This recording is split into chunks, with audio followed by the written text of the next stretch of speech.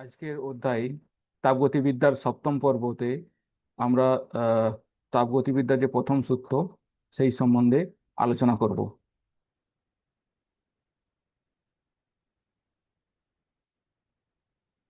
তো তাপগতিবিদ্যার প্রথম সূত্র হলো যে শক্তিকে সৃষ্টি বা ধ্বংস করা যায় না, এটি কেবল এক রূপ থেকে অন্য রূপে রূপান্তরিত হয়।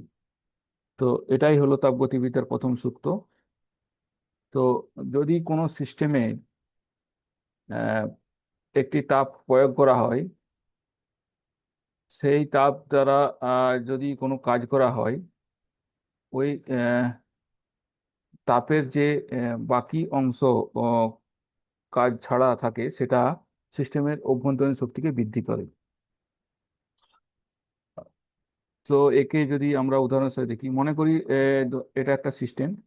এখানে হচ্ছে কিউ পরিমাণ তাপ প্রদান করা হচ্ছে সিস্টেমে, এবং ওই তাপ দিয়ে সিস্টেম দ্বারা ডাব্লু কাজ করা হচ্ছে।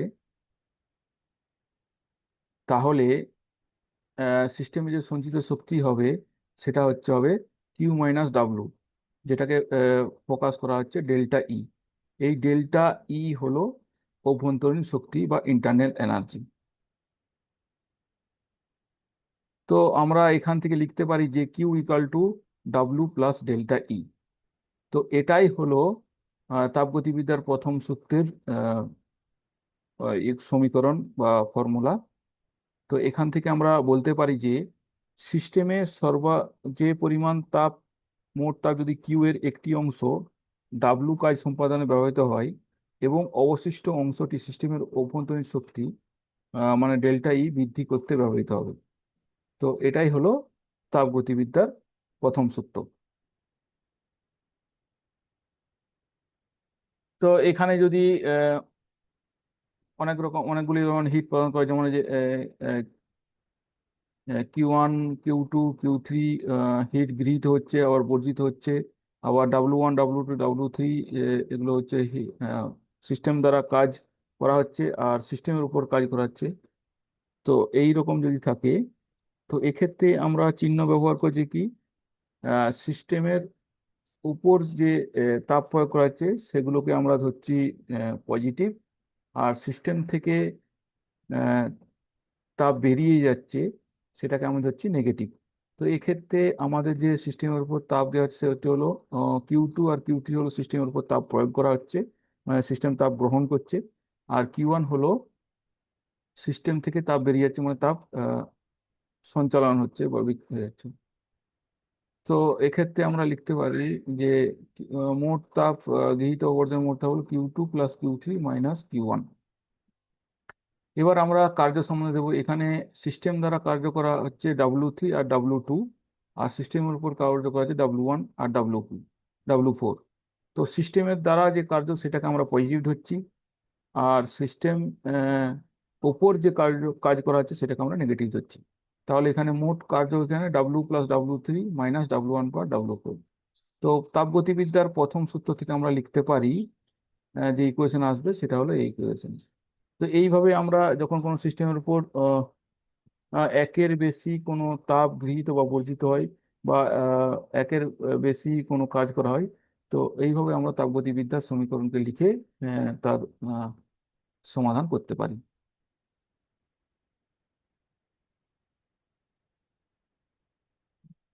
তো এবারে আমরা জানবো যে সিস্টেমের মধ্যে যে আহ, আহ, শক্তি সঞ্চিত হয় সেটা রকমের হয়। তো সঞ্চিত শক্তি সাধারণত দু রকমের হয়, একটা হলো ম্যাক্রোস্কোপিক সঞ্চিত শক্তি, একটা হলো মাইক্রোস্কোপিক শক্তি। ম্যাক্রোস্কোপিক সঞ্চিত শক্তি হলো যেগুলো হচ্ছে সামগ্রিক গতি, অবস্থান, উচ্চতার কারণে সঞ্চিত হয়। মানে যেগুলো আমাদের মানে সিস্টেম লেভেলে হয়, মানে বড় আকারে হয়, সেগুলো হচ্ছে ম্যাক্রোস্কোপিক। মানে আর মাইক্রোস্কোপি গুলো আহ, যেটা শক্তি সেটা হচ্ছে যেটা অণু পরমাণুর মধ্যে যে শক্তিগুলো হয় সেগুলো হচ্ছে মাইক্রোস্কোপিক শক্তি। তো এই মাইক্রোস্কোপিক শক্তিকে ইউ দ্বারা প্রকাশ করা হয়, ক্যাপিটাল ইউ। তো আমাদের কোনো সিস্টেমের মোট শক্তি হলো ম্যাক্রোস্কোপিক শক্তি আর মাইক্রোস্কোপিক শক্তি। আহ, যদি ম্যাক্রোস্কোপিক শক্তি যদি শূন্য হয়, সেক্ষেত্রে অভ্যন্তরীণ শক্তি ই ইকুয়াল টু হবে ক্যাপিটাল ইউ। তো সেক্ষেত্রে আমাদের তাপগতিবিদ্যার প্রথম সূত্র হবে Q equal to delta U plus W. তাহলে আমরা এখানে কি দেখতে পাচ্ছি, যদি আমাদের সিস্টেমের ম্যাক্রোস্কোপিক সঞ্চিত শক্তি জিরো হয় বা নেগলেক্ট করা হয়, তো সেক্ষেত্রে আমাদের তাপগতিবিদ্যার শক্তি ফর্মুলা আসবে Q equal to delta U plus delta E. এখানে ডেল্টা ইউ হলো অভ্যন্তরীণ শক্তি, যেটা হলো ম্যাক্রোস্কোপিক ইন্টারনাল এনার্জি বা ম্যাক্রোস্কোপিক অভ্যন্তরীণ শক্তি। এবার সিস্টেম দ্বারা কার্য বা যে ওগুলো অনেক রকম হতে পারে, যেমন হচ্ছে ডিডাব্লিউপি, ডিবি, ডিডাব্লিউসি বা ডি ইলেকট্রিক্যাল। আগের অধ্যায়ে আমরা যে কাজের স্থানান্তর যে চ্যাপ্টার অধ্যায় ছিল, সেখানে আমি আলোচনা করেছিলাম যে কাজ আমাদের কত রকম ভাবে হয়। তো তো ওই বিভিন্ন রকম ভাবে কাজ হতে পারে ওই অনুযায়ী। তো এক্ষেত্রে যদি আমরা উম, শুধুমাত্র যে ডিসপ্লেসমেন্ট ওয়ার্ক মানে পিডিবি যে ওয়ার্ক, সেটা যদি আমরা নিই এবং বাকিগুলো যদি নেগলেক্ট করি, তো আমাদের ডাব্লিউ ইকাল টু হবে পিভি। তো সেক্ষেত্রে আমাদের যে তাপগতিবিদ্যার প্রথম সূত্র, তাহলে আমরা কিভাবে লিখতে পারি, তখন আসবে Q equal to delta U plus integration of ইডিভি। তো এক্ষেত্রে শুধুমাত্র আমাদের ডিসপ্লেসমেন্ট ওয়ার্ক বা ডিসপ্লেসমেন্টের ফলে বা মানে গ্যাসের সংকোচন বা প্রসারণের ফলে যে শুধুমাত্র কাজ হয়, যদি সেটাকেই আমরা যদি ধরি, তখন সেক্ষেত্রে আমাদের তাপগতিবিদ্যার সূত্র এইভাবে আসবে, তার সমীকরণ দাঁড়াবে। তো এই হলো তাপগতিবিদ্যার প্রথম সূত্র। আহ, উম, পরের অধ্যায়ে আমরা অন্য টপিক নিয়ে আলোচনা করব।